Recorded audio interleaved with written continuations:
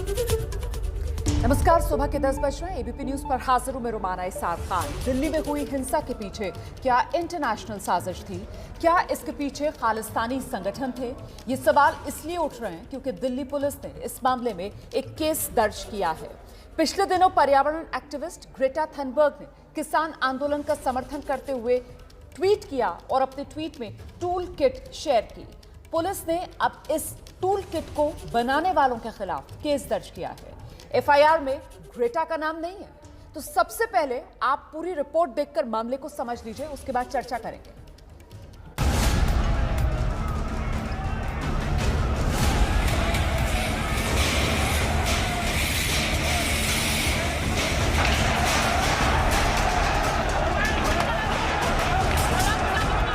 छब्बीस जनवरी की हिंसा के इंटरनेशनल साजिश का खुलासा।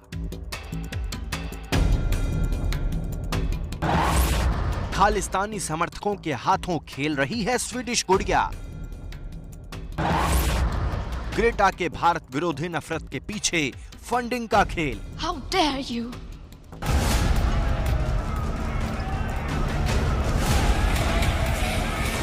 किसान आंदोलन के नाम पर गणतंत्र दिवस के दिन जो हिंसा हुई, क्या उसकी पटकथा पहले लिखी जा चुकी थी?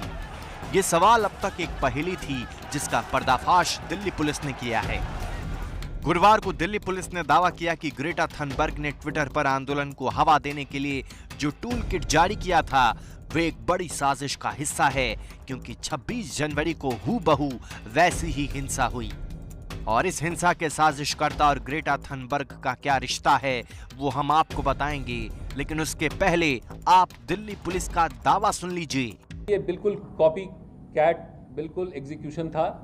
जिस तरह का प्लान इस डॉक्यूमेंट में है उसी तरह की एक्टिविटीज ग्राउंड पे भी दिखाई देती हैं। दिल्ली पुलिस ने जो ऑथर्स हैं टूल किट के, उनके खिलाफ एक केस दर्ज किया है। इन्वेस्टिगेशन दिल्ली पुलिस की साइबर सेल द्वारा किया जाएगा और इसमें किसी को भी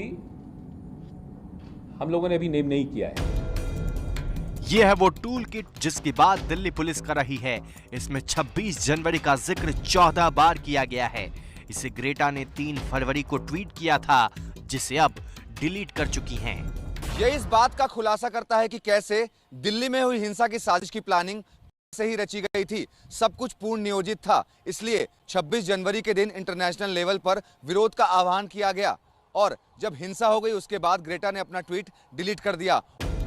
अब समझिए कि खालिस्तानी समर्थकों के साथ ग्रेटा का रिश्ता क्या कहलाता है। ग्रेटा के इस पुराने टूल किट में www.askindiawhy.com का लिंक दिया गया है। इसे खोलते ही आपको हिंदुस्तान के खिलाफ झूठे आरोपों की बौछार दिखाई देगी, क्योंकि ये पेज पोएटिक जस्टिस फाउंडेशन चलाता है, जो खालिस्तानी समर्थक मोह धालीवाल का है।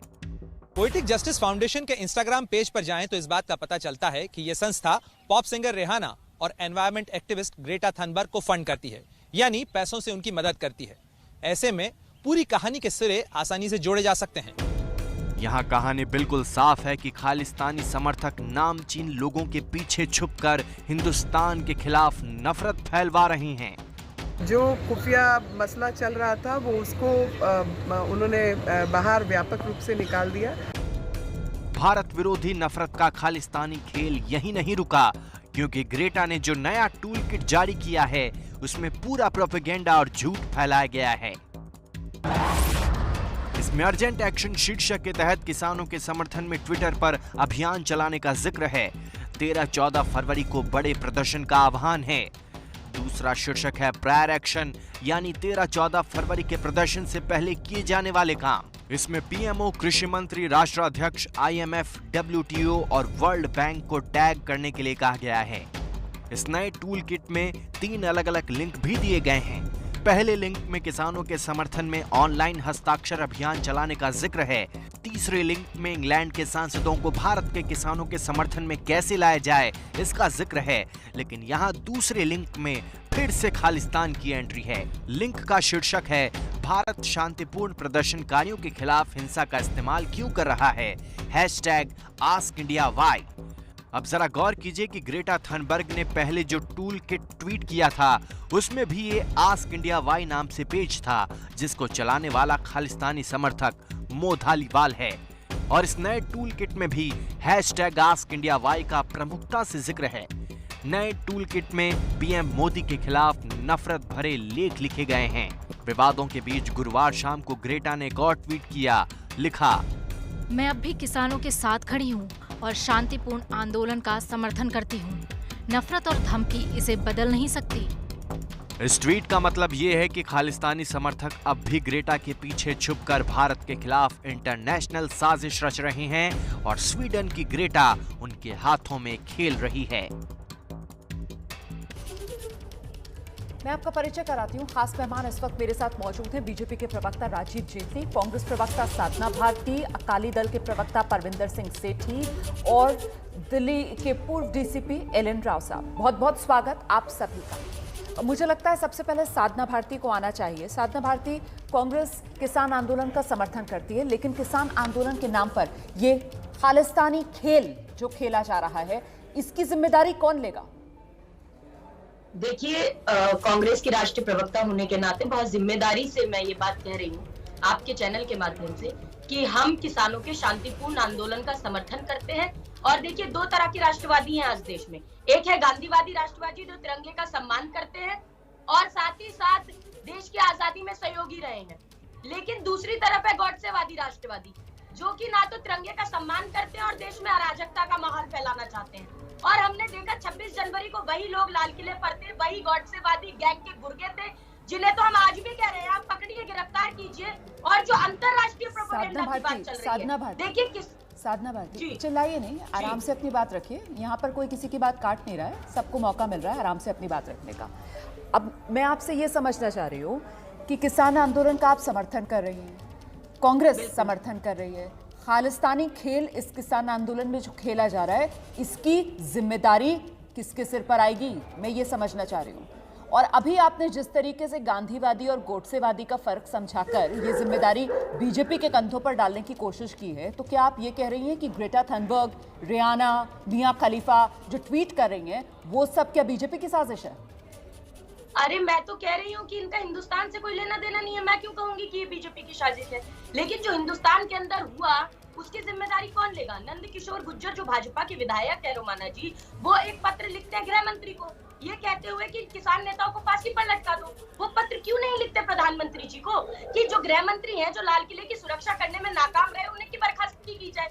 दूसरी बात मैं ये रखना चाह रही हूँ, जो इंटरनेशनल प्रोपेगेंडा की बात की जा रही है, किसानों के लिए किलाबंदी की जा रही है, तो अगर आप आंदोलन वापस करने का रास्ता इख्तियार करना चाहते हैं तो तीनों काले कानून रद्द कर दीजिए और एमएसपी की गारंटी का कानून बना दीजिए। ना आंदोलन रहेगा, ना इंटरनेशनल प्रोपेगेंडा होगा। और ये बात आज नहीं है, पहले कहा गया कि कोरोना की आड़ में मौलाना साद का गिरफ्तार हुए, पहले कहा गया 100 करोड़ की फंडिंग, कोरोना मुद्दा नहीं है, मौलाना साद मुद्दा नहीं है, मुद्दे पर रहिए। और फिर से गुजारिश आप और आपके साथ साथ बाकी मेहमानों से भी गुजारिश कि चीख चिल्लाना नहीं है, आराम से बात रखनी है। हम लोग एक दूसरे की बात आराम से बोलकर भी समझ सकते हैं। मैं राजीव जी का रुख करूंगी। राजीव जी, आपने सुना साधना जी कह रही हैं कि साहब अगर बीजेपी किसानों की मांग को मान ले तो फिर किसी को मौका ही कहां मिलेगा, खालिस्तानी खेल की गुंजाइश ही कहां बाकी रह जाएगी। मतलब जिम्मेदारी क्या बीजेपी की है? खालिस्तानी खेल जो खेला जा रहा है इस आंदोलन के नाम पर, उसकी जिम्मेदारी बीजेपी पर आएगी?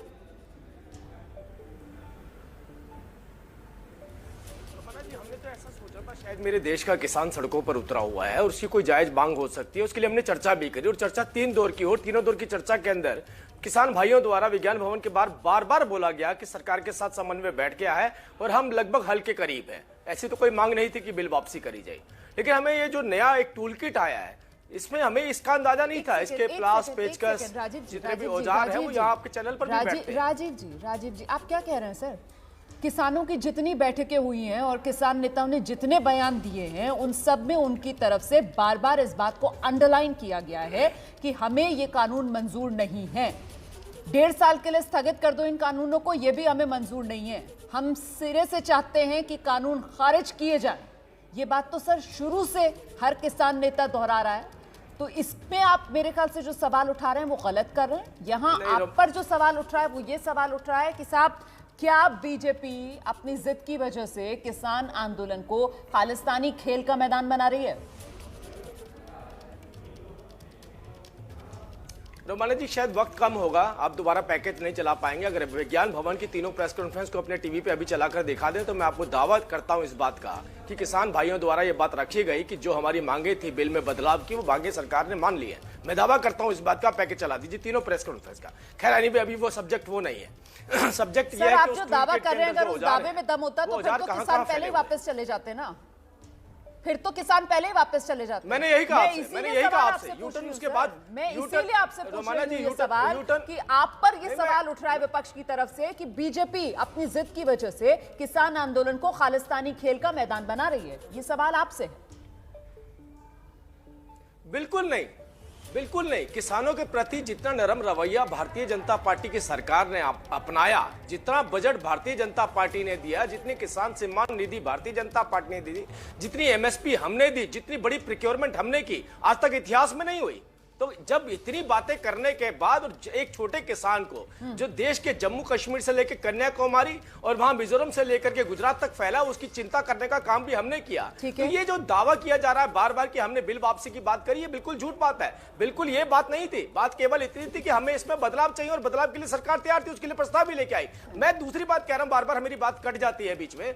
ये टूल किट के औजार इसी देश में बैठे हैं, विदेशों में तो बैठे ही हैं। चंद लोग जिन्होंने कभी भारत नहीं देखा, जो वहां खालिस्तानी बनाकर बैठे, आप उनसे पूछिए इतिहास, 50-50 साल से वो भारत के अंदर नहीं आया कभी, और वो वहां से बैठकर यहां पर एक मुहिम छेड़ रहे हैं कि मैं कैसे भी इस देश को किसी भी दूसरे देशों के साथ मिलकर अस्थिर कर सकूं। और ये मुद्दा नहीं है कि हम किसान आंदोलन की बात कर रहे हैं, मुद्दा ये उन्हें कोई भी आंदोलन, कोई भी मुद्दा चाहिए इस देश के अंदर किसी भी तरीके की गड़बड़ी के लिए। लेकिन मुझे इस बात की चिंता नहीं है, इस बात की चिंता है, मैं आपको दोबारा बोल रहा हूं, ये प्लास, पेचकस, स्क्रू ड्राइवर सब इसी के अंदर हैं, इस देश में बैठे हैं जो षड्यंत्र रचते हैं। यही तो लोग हैं जी। आज जो कांग्रेस पार्टी क्या कह रही है, कांग्रेस पार्टी कह रही है बिल वापसी करिए। अरे भैया, आपके मुख्यमंत्री झूठ बोल रहे थे क्या?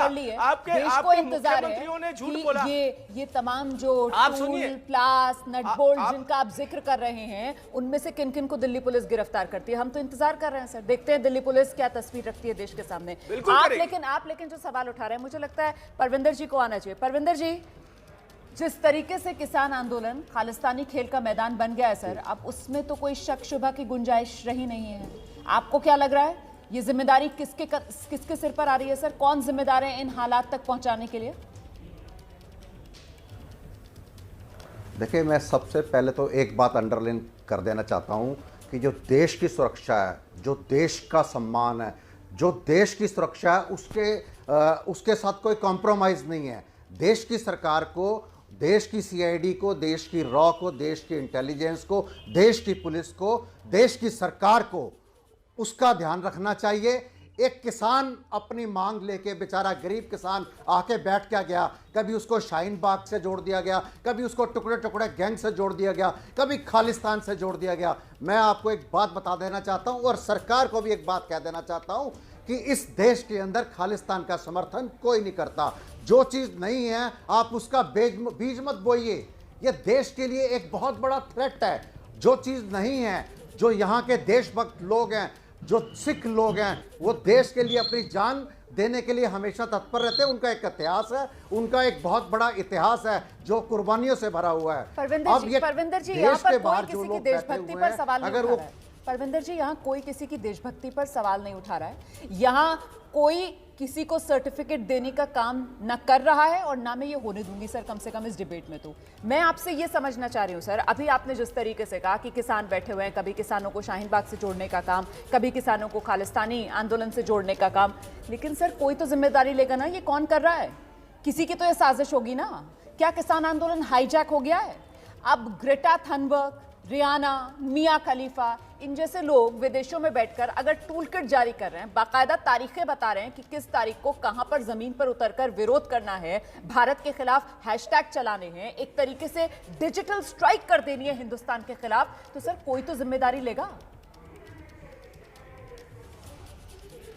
देखिए, आप एक बात को समझिए यहाँ का एक गरीब किसान धरने प्रदर्शन पे बैठा है जिसने एक क्रांति और एक इनकलाब का रूप ले लिया। अगर स्वीडन से कोई बात करता है या कोई अमेरिका से बात करता है या कोई कनाडा से बात करता है, इन बेचारे किसानों का उससे क्या लेना देना है? ये जांच का विषय है कि इन चीजों के पीछे कौन सी ताकतें हैं। इन बेचारे उस जांच किसानों के को लिए समझाने सरकार की बुझाने की जिम्मेवारी है। क्या जिम्मेदारी हमारे नेताओं की नहीं बनती है कि उनको ये बताया जाए कि आपके कंधे पर बंदूक रखकर ये देश के खिलाफ साजिश रची जा रही है? तो क्या इस देश के नागरिक होने के नाते इन किसानों को नहीं समझना चाहिए कि इनके कंधे को किस तरीके से इस्तेमाल किया जा रहा है, और क्या इन्हें दोबारा से विचार नहीं करना चाहिए?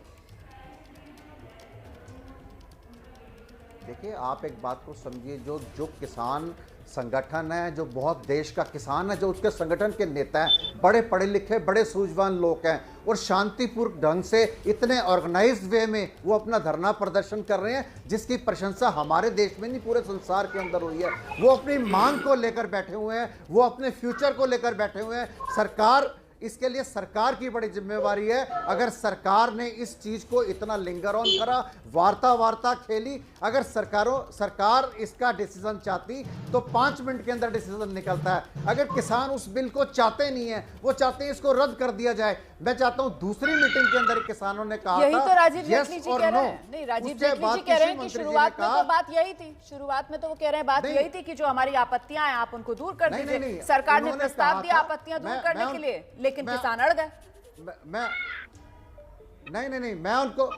मैं उनको करेक्ट कर देना चाहता हूं। जो दूसरी या तीसरी वार्ता थी उसके अंदर किसानों ने कहा या तो बिल रद्द होंगे, एमएसपी की गारंटी कानून के रूप में आएगी, आप हां या ना में जवाब दीजिए। और उसके अंदर कृषि मंत्री जी बाहर गए, दूसरे कमरे में पीयूष गोयल जी गए, उन्होंने गृह मंत्री जी से बात की, फिर उन्होंने कहा हम आपको अगली मीटिंग में हाई कमांड से बात करके बात बताएंगे। और यही वार्ता 11 वार्ताओं तक चलती रही और सरकार इसको लिंगर ऑन करती गई। देखिए, किसान इतनी ठंड में, इतने कोरोना काल के अंदर वहां पे 150-200 किसानों की ठीक है परविंदर जी, देखिए लोकसभा में कांग्रेस के नेता हैं अधीर रंजन चौधरी। अधीर रंजन चौधरी ने ट्वीट कर ग्रेटा थनबर्ग का समर्थन कर दिया है। अधीर रंजन चौधरी कह रहे हैं कि जब हम कह रहे थे अब की बार ट्रंप सरकार, जब हमने जॉर्ज फ्लॉयड मामले में विरोध प्रदर्शन किया था, तो फिर अब जब रिहाना, ग्रेटा थनबर्ग ने किसान आंदोलन को समर्थन किया, तो हम क्यों इतना परेशान हो रहे हैं? हम ग्लोबल विलेज में रहते हैं, हम आलोचना से क्यों डर रहे हैं? आत्मनिरीक्षण करें, ये कह रहे हैं अधीर रंजन चौधरी। ग्रेटा थनबर्ग के समर्थन में आए कांग्रेस नेता अधीर रंजन चौधरी। ग्रेटा के समर्थन से हम परेशान क्यों हो रहे हैं, वो ये सवाल पूछ रहे हैं। कह रहे हैं हमारे कुछ राष्ट्रवादी जब कह रहे थे अब की बार ट्रंप सरकार, जब हमने जॉर्ज फ्लॉयड मामले में विरोध प्रदर्शन किया था, तो ऐसे में अब जब रिहाना, ग्रेटा थनबर्ग ने किसान आंदोलन को समर्थन किया है, तो हम क्यों इतना परेशान हो रहे हैं? हम तो ग्लोबल विलेज में रहते हैं ना। हम आलोचना से क्यों डर रहे हैं? हम आत्मनिरीक्षण से क्यों डर रहे हैं? मुझे लगता है इस पर एक रिएक्शन लेना चाहिए हमें। राजीव जेटली जी, वो कहीं ना कहीं घेरने की कोशिश कर रहे हैं बीजेपी को, क्योंकि अब की बार ट्रंप सरकार, ये नारा तो खुद प्रधानमंत्री नरेंद्र मोदी की तरफ से अमेरिका में कहा गया था, और उसी को लेकर सीधा हमला इसे प्रधानमंत्री नरेंद्र मोदी पर माना जाएगा जो कांग्रेस की तरफ से किया जा रहा है। इस पर आप क्या जवाब देंगे? रोमाना जी, मेरी डिबेट तो डिबेट का हिस्सा रह जाती है, सच्चाई में ना बदल पाती अगर ये ट्वीट ना आता। अभी थोड़ी देर पहले मैंने आपको कहा था ना कि ये सारे औजार यहीं मौजूद हैं और धीरे धीरे उजागर भी हो जाएंगे। अभी अधीर रंजन चौधरी ने दिखा दिया कि मैं तो प्लास हूं, उसका पेचकस बाहर निकलना भी बाकी है। वो राहुल गांधी के रूप में वो जल्दी निकलने वाले हैं। और सबसे पहली बात जो अभी अकाली दल के नेता ने बात रखी, मैं एक और बात साथ में जोड़ना चाहता हूं कि ये टूल किट का रोल कब शुरू हुआ। जब सबसे पहले किसान नेता अजमेर सिंह ने कहा कि मैं कानून के खिलाफ सुप्रीम कोर्ट जाऊंगा, तो उन्हें क्या बोला गया? उन्हें बोला गया अगर आप सुप्रीम कोर्ट जाएंगे तो हमारे आंदोलन का हिस्सा नहीं होंगे, मतलब चर्चा नहीं होनी चाहिए, मतलब कानून बिल के ऊपर कोई बात भी नहीं होनी चाहिए, आर्बिट्रेशन भी नहीं होना चाहिए। जब आपने अपने ही नेता को अपने से अलग कर दिया केवल इस बात के लिए कि उसे सुप्रीम कोर्ट में चैलेंज ना किया जाए, तो आपको लगता है चर्चा की कोई गुंजाइश रह गई थी? इसीलिए कहा कि सब कुछ जो है क्राफ्टेड है और सारा का सारा रोल यहाँ की राजनीतिक पार्टियां और विदेशों में बैठे चंद लोग जो हमारे देश के अंदर अस्थिरता लेके आने चाहते हैं खालिस्तान के नाम पे, ये सब लोगों की मिली भगत है। क्योंकि कानून बिल के ऊपर कोई चर्चा करने के लिए तैयार नहीं। ठीक है, अगर चर्चा करेंगे तो इन्हें मालूम है, अपने मुख्यमंत्री यहाँ पर कांग्रेस की तरफ से सवाल उठाए जा रहे हैं, कांग्रेस की तरफ से निशाना साधा जा रहा है ग्रेटा थनबर्ग और रियाना को बहाना बनाकर। आप लोग तो सीधे प्रधानमंत्री नरेंद्र मोदी की घेराबंदी करने लगे हैं। साधना, अधीर रंजन का तो बयान यही दिखा रहा है। तो फिर तो सवाल पूछा जाएगा कि टूल किट बहाना, दरअसल कांग्रेस का निशाना कहीं ना कहीं मोदी सरकार बोला हमारा उनसे कोई लेना देना नहीं, अभी इसी डिबेट में बोला था। नहीं, मैं हैरान हूं क्योंकि राहुल गांधी भी कह चुके हैं कि साहब ये हमारा अंदरूनी मामला है, बाहर वालों को इस पर बोलना नहीं चाहिए। अधीर रंजन चौधरी तो कुछ और ही पाठ पढ़ाने की बात कर रहे हैं। वो तो कह रहे हैं साहब आलोचना से क्यों डर रहे हैं, आत्मनिरीक्षण करना चाहिए। मतलब कांग्रेस में एक आवाज नहीं है। साधना, देखिए, कांग्रेस की एक ही आवाज है कि किसानों के जो काले कानून है रद्द करा के आप एमएसपी की गारंटी का कानून बनाइए। इसके लिए हम किसानों के शांतिपूर्ण आंदोलन का समर्थन करते रहे। बात रही अराजकतावादियों की, उपद्रवियों की, तो जिन लोगों ने अपने मुख्यालयों पे कभी तिरंगा नहीं फहराया वो क्या तिरंगे के सम्मान की बात हमें बता रहे हैं। हम तो बार बार यही कह रहे हैं, आपके पास इंटेलिजेंस इनपुट है, आपके पास एजेंसियां है, आपके पास प्रशासन है, सारे तंत्र तो आपके पास मौजूद है। क्यों नहीं गिरफ्तार किया गया अभी तक दीप सिद्धू को? क्योंकि वो सनी देओल के यार हैं या मोदी जी के खास है? तो प्रधानमंत्री जी तो आज प्रधान शोषक की भूमिका में है। एक तरफ आप देख लीजिए, आप कहते हैं मैं तेज बोलती हूँ। देखिए, मैं खुद किसान परिवार की बेटी हूँ रोमाला जी, और 5 साल की थी तब मैंने गिरफ्तारी दी थी संसद भवन पर, और तब भी वही हालात थे, आज भी यही हालात इन्होंने बनाकर फिर से रख दिए। भूमि अधिग्रहण। लेकिन मैं सवाल आपसे ये पूछ रही हूँ कि जिस तरीके से इस किसान आंदोलन के नाम पर खालिस्तानी खेल, इसका तो पर्दाफाश हो चुका है ना। और ये पर्दाफाश होने के बावजूद जब कांग्रेस के ही नेता ये कहते हैं कि साहब आलोचना से क्यों डर रहे हैं, आत्मनिरीक्षण करें, तो क्या कांग्रेस इस खतरे को समझ नहीं रही है, या फिर इस खतरे में सत्ता तक पहुंचने का एक मौका है जो कांग्रेस को नजर आ रहा है? ये मेरा सवाल है। देखिए, दिल्ली पुलिस ने आंदोलन को लेकर ग्रेटा थनबर्ग ने जो टूल किट शेयर की थी उसके खिलाफ केस दर्ज कर लिया है। लेकिन जिन पर 26 जनवरी दिल्ली में हुई हिंसा का आरोप है, जिन पर आरोप है कि उन्होंने दिल्ली में हिंसा भड़काई, तिरंगे का अपमान किया, वो अब तक दिल्ली पुलिस की पकड़ से बाहर हैं। मैं दीप सिद्धू और लखा सिधाना की बात कर रही हूं। दीप सिद्धू, लखा सिधाना अब तक पुलिस की पकड़ में नहीं आ पाए। आज राज्यसभा में शिवसेना के सांसद संजय राउत ने दिल्ली हिंसा का जिक्र करते हुए बाकायदा सवाल पूछा कि भाई दीप सिद्धू अब तक गिरफ्तार क्यों नहीं हुआ है।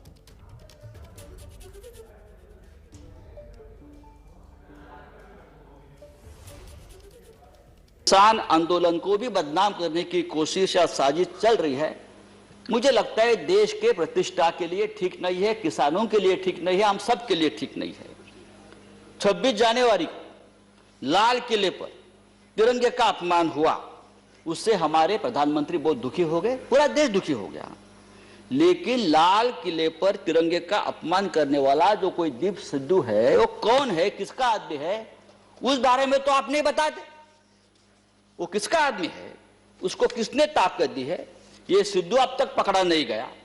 लेकिन 200 से ज्यादा किसान इस प्रकरण में तिहाड़ जेल में बंद है और उनके ऊपर देशद्रोह का मुकदमा चल रहा है।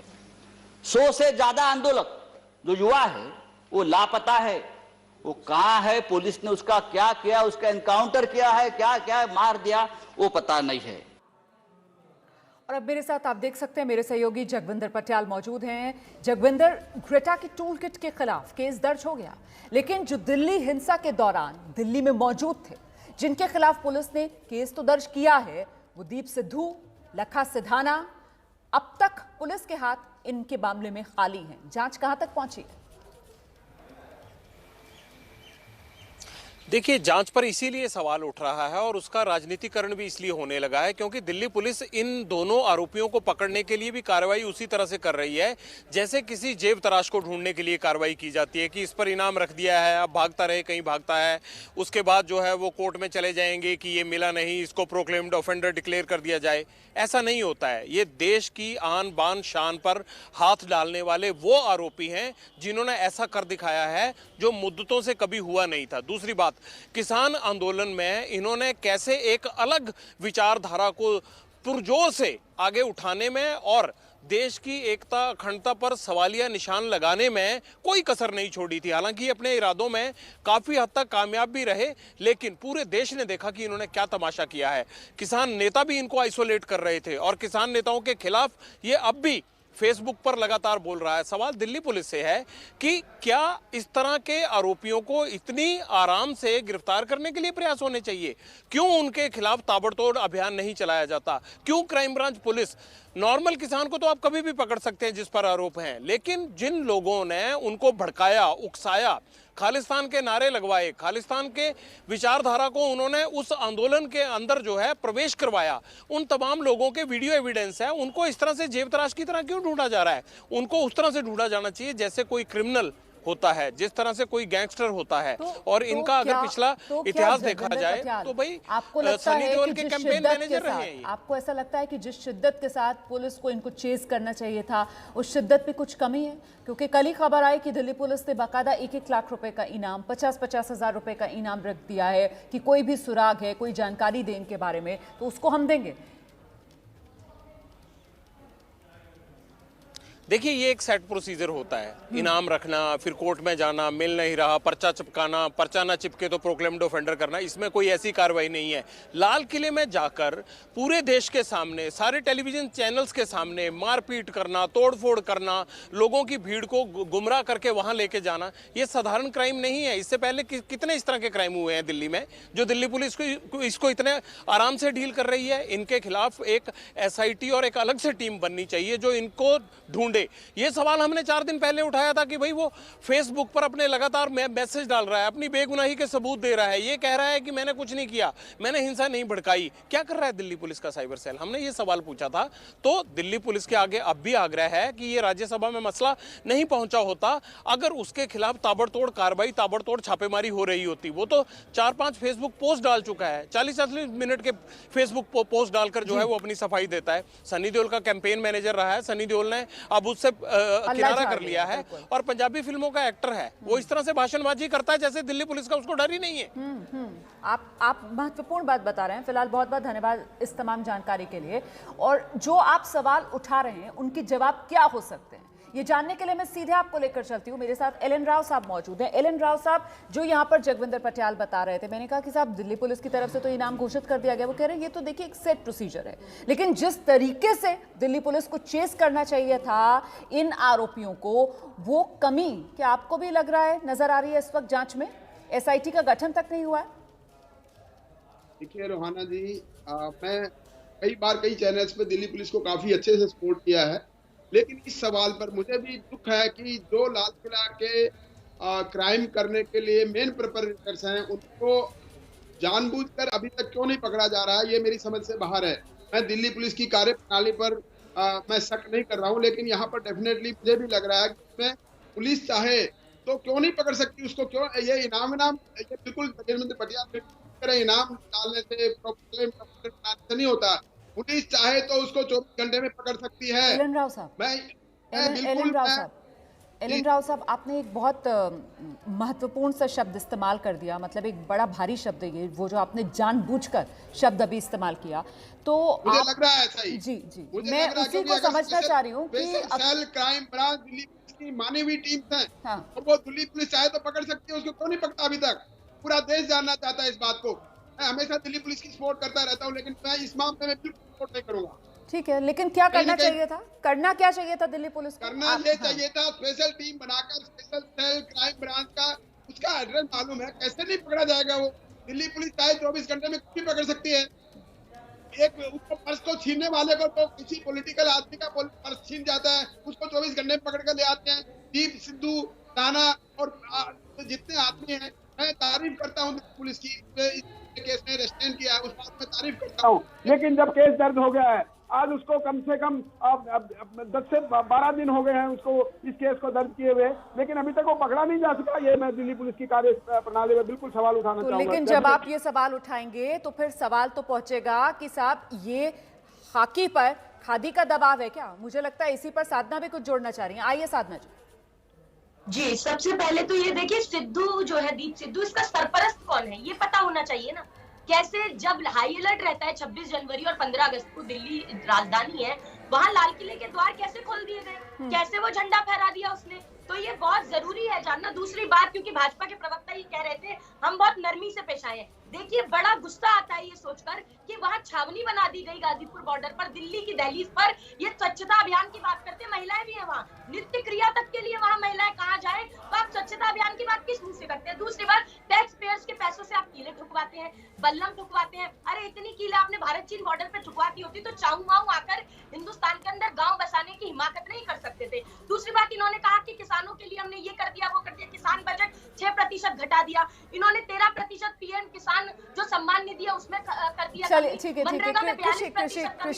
कृषि बजट पर फिर चर्चा करूंगी तो आपको जरूर बुलाऊंगी, लेकिन अभी आज का ये जो मुद्दा है कि साहब दीप सिद्धू, लखा सिधाना ये अब तक पुलिस की गिरफ्त से बाहर क्यों हैं? 26 जनवरी को दिल्ली में हुई हिंसा के पीछे इंटरनेशनल साजिश, और ऐसे में जो ग्रेटा थनबर्ग की तरफ से टूल किट ट्वीट की गई थी, ट्विटर पर शेयर की गई थी सोशल मीडिया पर, उसे बनाने वालों के खिलाफ दिल्ली में एफआईआर दिल्ली पुलिस ने दर्ज कर ली है।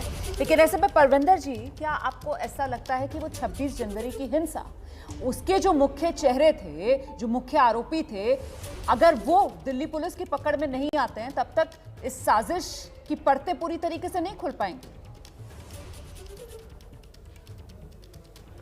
देखिए, जो दिल्ली पुलिस है उसकी एफिशिएंसी और उसकी बहादुरी के ऊपर कोई प्रश्न चिन्ह नहीं है, लेकिन हमारे देश का दुखांत ये है कि यहाँ पे जो पॉलिटिकल विल और पॉलिटिकल इंटरफेरेंस है, जो संवैधानिक संस्थाओं को रूल करती है, चाहे वो जुडिशरी है, चाहे दिल्ली पुलिस है, चाहे इनकम टैक्स है। आप देखें, इनोसेंट आदमी के ऊपर एफआईआर होती है, उसके ऊपर एनआईए के केस होते हैं, उसके ऊपर इनकम टैक्स की रेड होती है, जो एक्चुअल कल्प्रिट है उसको पकड़ा नहीं जाता। ये चीज़ें दर्शाती हैं कि हम लोग कितने पिछड़ गए हैं, हम लोग कितने बैकवर्ड हो गए हैं। देखिए, ईमानदारी और जो सारी चीज़ें हैं उसको एक मैकेनिज्म, एक सिस्टम बांधता है, और सरकार को इसके ऊपर चिंतन करना चाहिए और आत्मचिंतन करना चाहिए, क्योंकि देश किधर जा रहा है, हमारे से देश संभल नहीं रहा, देश का किसान सड़कों पे है। मैं सरकार से एक बात पूछना चाहता हूं, देश का किसान बारिश के अंदर, कोरोना के अंदर, जब ऊपर से बारिश आती है, नीचे से पानी आता है, टेंट उड़ जाते हैं, वहां पे 150 से ज्यादा लोग मारे जाते हैं। सरकार ने उनके लिए क्या किया? ठीक है सर, सरकार ने उनके लिए उनके बाथरूम हटा दिए, उनके पानी बंद कर दिए। आप जितने सवाल उठा रहे हैं उन तमाम सवालों के पूरे सम्मान के साथ, लेकिन मैं भी एक सवाल जोड़ना चाहती हूँ कि यहाँ पर हम बार बार सरकार पर तो सवाल उठाते रहते हैं, लेकिन बतौर नागरिक अपनी जिम्मेदारी का भी क्या हमें एहसास है? अगर हम ये बात देख पा रहे हैं कि एक आंदोलन को हाईजैक कर रहे हैं विदेश में बैठे आका, कहीं ना कहीं खालिस्तानी खेल का मैदान उसको बनाने की कोशिश की जा रही है, तो क्या हम बतौर भारतीय नागरिक अपनी जिम्मेदारी निभा रहे हैं? हम क्या भूमिका निभा रहे हैं? इस पर भी मंथन होना चाहिए।